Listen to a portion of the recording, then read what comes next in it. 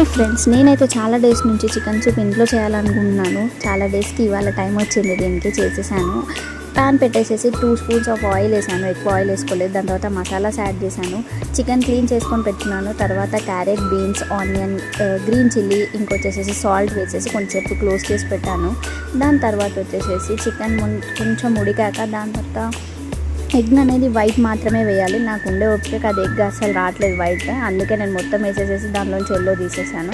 ఇది add on water వేసేసేసుకొని కొంచెం మసిలిన తర్వాత ఎగ్ వైట్ అనేది అందులో వేసుకోవాలి. చికెన్ పీసెస్ అనేది నేను చిన్నగా ఉంటే సూప్కి బాగుంటుంది అని చెప్పేసి అందులోంచి తీసి మళ్ళీ పీసెస్గా చేసి అందులో మసిలేటప్పుడే మళ్ళీ ఆ చికెన్ అనేది అందులో వేసాను. ఎగ్ వైట్ వేసేసాను.